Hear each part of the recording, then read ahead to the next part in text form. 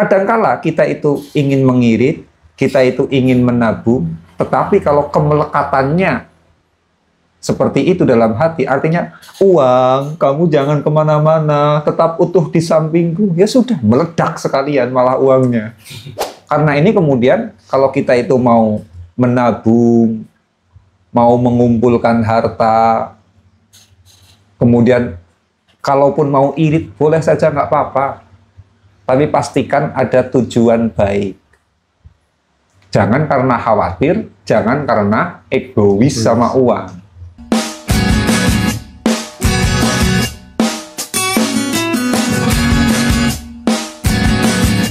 Assalamualaikum warahmatullahi wabarakatuh. Waalaikumsalam warahmatullahi wabarakatuh. Iya. Kali ini saya mau bicara tentang orang-orang yang kejedoran uang. Ini sebenarnya ada apa? Begini loh ya. Kerap sekali ada orang-orang yang kemudian dia itu sedang ingin irit supaya uangnya itu tidak kemana-mana, uangnya itu seefisien mungkin bisa digunakan. Mencoba mengirit malah kejedoran. Ada juga orang yang kemudian dia sedang punya sedang punya keinginan, punya obsesi untuk menabung. Malah kebutuhan hidup jadi banyak banget.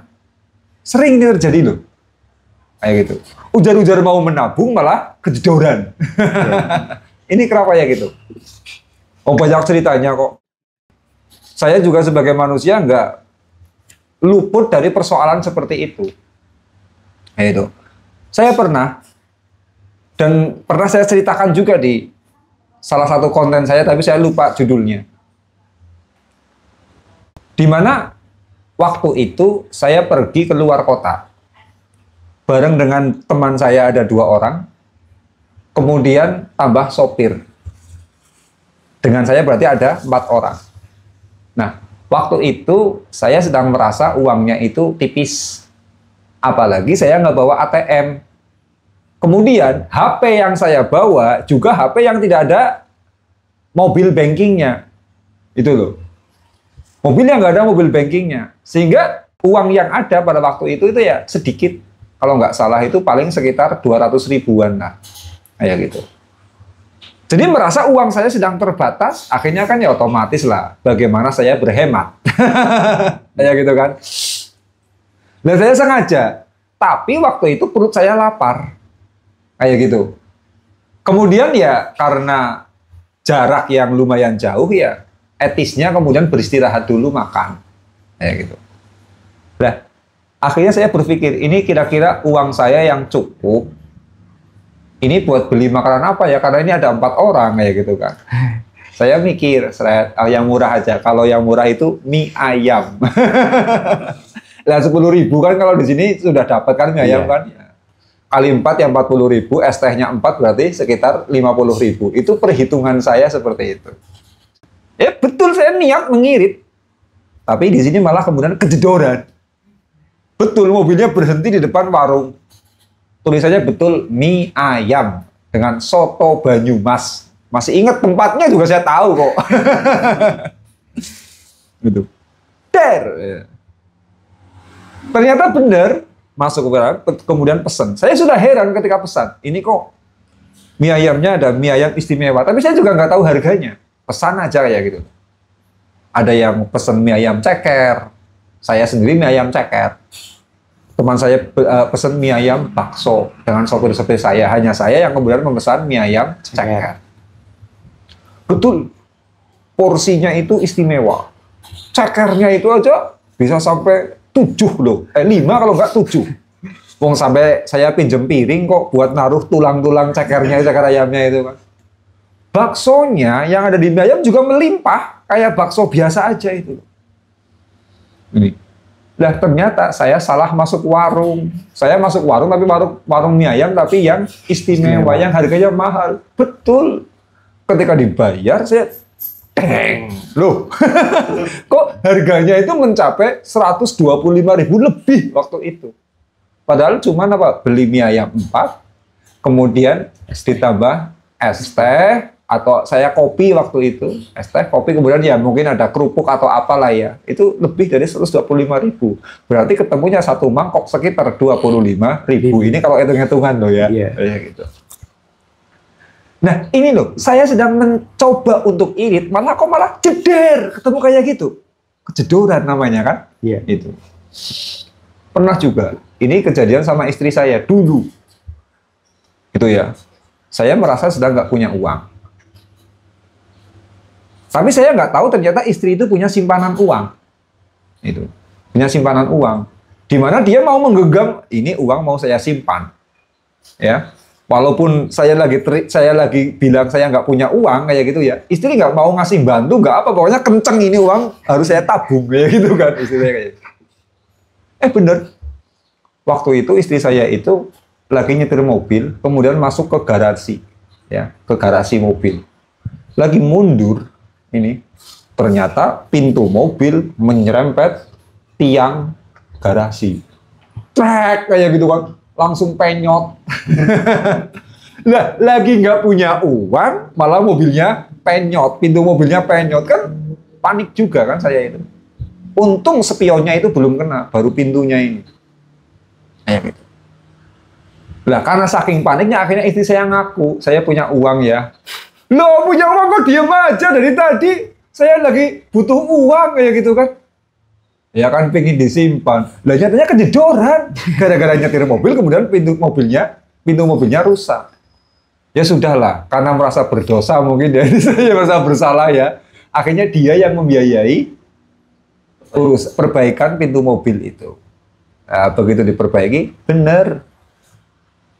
Uangnya yang disimpan oleh istri saya, yang ditabung oleh istri saya, itu habis hanya untuk membiayai pintu mobil yang rusak. Itu. Hanya sisa berapa ratus ribu lah. Sisa berapa ratus ribu, kemudian apa malah disedekahkan sekalian buat ngombokin dosanya menyimpan uang. Nah, ini kadang-kadang seperti itu. Kita ingin menghambat uang, kita ingin menabung uang, kita ingin mengirit uang, kok malah kemudian kejedoran sekalian. Itu sebetulnya persoalannya ada dua. Pertama adalah persoalan kemelekatan. Orang ketika hatinya melekat, itu yang muncul adalah egoisme. Contohnya kayak gini. Kalian ya, banget cinta sama pacar kalian. Loving. Cinta sehidup semati. Banget cinta sama pacar kalian. Kemudian kalian memiliki proteksi yang tinggi dengan pacar kalian. Artinya apa? Pacar kalian itu sepertinya itu diblokir. Saking khawatirnya digondol laki-laki lain. Dia WA-an, diawasi, keluar rumah, diawasi, dipantau, kayak gitu kan. Sedikit jalan sama teman cowoknya, kalian cemburu. Ini kan proteksinya tinggi banget. Kira-kira kalau kalian bersikap seperti itu dengan si cewek, ini kan berarti kemelekatan yang tinggi. Kira-kira ceweknya minta putus sekalian apa enggak? Jelas. Egois kamu, macam-macam itu loh. Ya. Karena proteksinya terlalu tinggi. Ini. Sama saja. Kadangkala kita itu ingin mengirit, kita itu ingin menabung, tetapi kalau kemelekatannya seperti itu dalam hati, artinya uang, kamu jangan kemana-mana, tetap utuh di sampingku. Ya sudah, meledak sekalian malah uangnya. Itu loh. Kenapa ada kejadian ketika saya kejedoran warung apa ini? Warung mie ayam. Atau seperti istri saya yang kemudian malah mobilnya menyerempet garasi mobil, pintu mobilnya. Gara-gara kemelekatan ini. Proteksinya terlalu tinggi dengan harta. Itu. Nah, sama. Penyebabnya di sini. Ini yang pertama.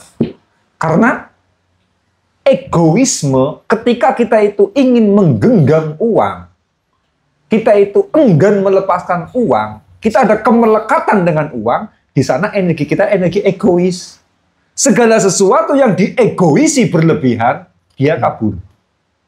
Apalagi sampai diproteksi berlebihan. Sudah overprotective ya, tahu sendiri, hancur. Iya. Itu loh. Ini penyebab kenapa uang itu kemudian sering ngamuk ketika kita usahakan untuk jangan lepas. Oh, banyak kok orang yang ngeluh kayak gitu. Aduh, kok kebutuhan ada aja, kebutuhan ada saja. Ya karena hatinya itu sedang melekat dengan uang. Uang, kamu jangan kemana-mana, sama saya aja. Ujar-ujar kayak gitu loh. Itu ujar kayak gitu. Yang terjadi justru sebaliknya. Ngamuk malah uangnya itu sama kita. Ini yang pertama.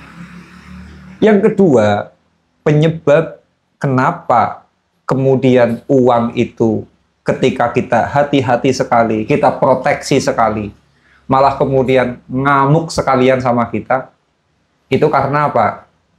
Kita melangkah mengumpulkan uang, kita melangkah memelihara uang, ya, itu karena dipicu rasa khawatir yang tinggi. Loh, kenapa kamu menabung? Karena khawatir di masa depan tidak punya uang. Karena khawatir di masa depan tidak kaya. Iya. Iya kan? Iya. Kenapa kalian mengirit? Untuk masa depan. Karena khawatir uangnya Habis. Iya kan? Iya. Khawatir. Jadi yang pertama adalah egoisme kita kepada uang. Yang kedua adalah rasa khawatir kita kepada uang. Nah, tadi sudah saya sampaikan di konten kemarin. Yang belum nonton ya nanti nonton dulu lah ya, biar nggak salah paham, biar urutannya jelas. Itu loh. Saya sudah menjelaskan kok, bahwa yang namanya khawatir itu adalah musuh bebuyutannya uang. Ini sekali lagi, yang belum nonton dulu. Ya, ini di di konten sebelum ini. Musuh bebuyutannya uang itu adalah rasa khawatir, karena uang itu adalah jaminan. Barang jaminan kok kemudian dikhawatiri, namanya orang tolol. Tahu-tahu kita sudah dijamin kesehatannya, masuk rumah sakit dengan BPJS, kok khawatir nggak bisa membiayai biaya rumah sakit. Yang namanya orang tolol. Stres. Ini yang khawatir ini. Kadangkala orang menabung, kadangkala orang mengirit, ini kemudian motif getaran hatinya adalah rasa khawatir. Khawatir uangnya habis, akhirnya ngirit. Khawatir tidak kaya, akhirnya menabung. Khawatir kemudian uangnya tidak banyak, kemudian pelit. Ini rasa. Sementara yang namanya khawatir itu adalah musuh bebuyutannya uang. Gitu loh. Ya. Nah, karena ini sebetulnya ya, mengumpulkan uang, menabung, ya nggak dosa loh sebetulnya. Nggak dosa-dosa, enggak. Asalkan niatnya yang benar.